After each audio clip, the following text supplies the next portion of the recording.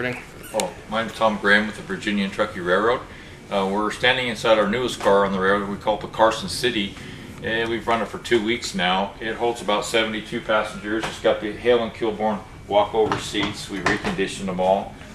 We put the lamps back in the car. It has the clear story windows.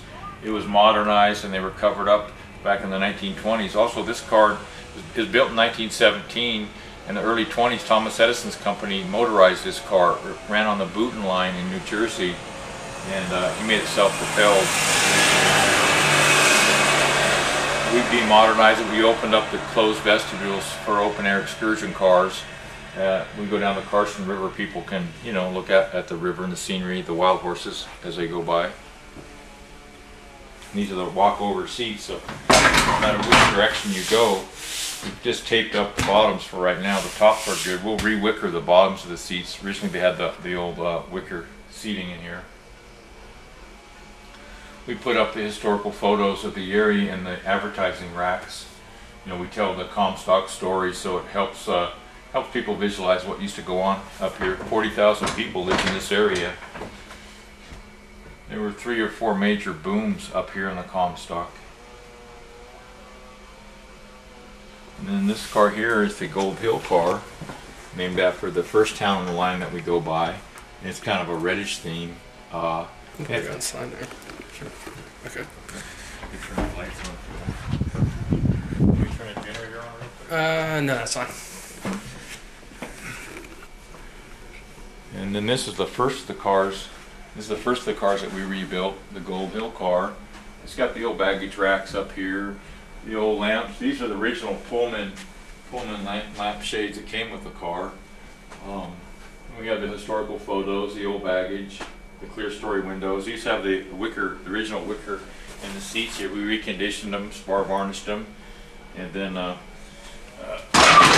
forth.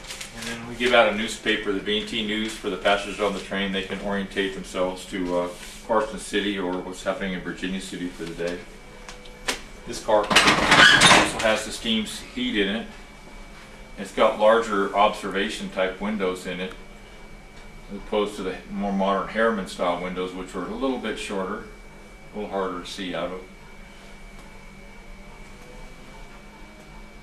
This was built in 1914 for the Delaware Lackawanna Western Railroad. It's a steam era commuter passenger car. So this is our 3rd car that we have on the railroad. This is the Silver City car, the next car, a little different color scheme in it.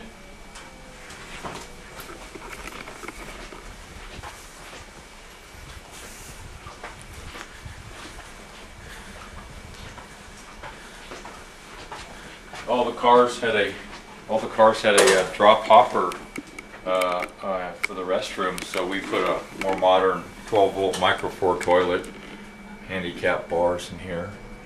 But it functions pretty well. A little small, a little tiny. I think people are a lot bigger nowadays than they were. Certainly our diets are a lot better.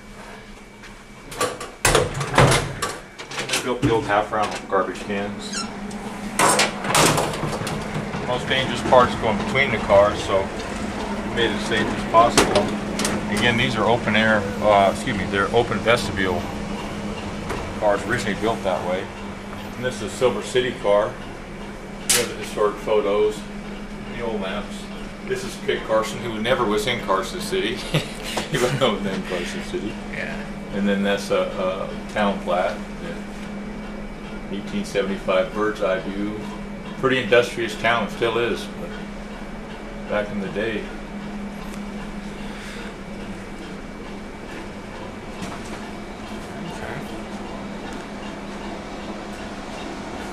Beach shots. We did those on the photographer special last year, this March. We spoiled it. We put our website on there. Figured by one thing I have to break the rules on keeping it old, I'll put the website on. yeah. That's a color photo too. Broke the rules with that one, but it's pretty good, Okay. This is the diesel train we run for the 35-minute round trip. We run both the steam engines and the diesel engines on that. We've used, I think, 4 different steam engines on that route. The 8 Dardanelle Russellville 1888 440 and a 040T HK Porter tank engine, and a 28029, and the 262 number 8. And we also have an 060 Southern Pacific switch engine down there.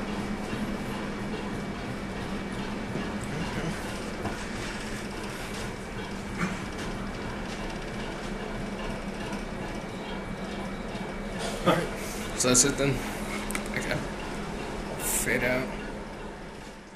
Very interesting.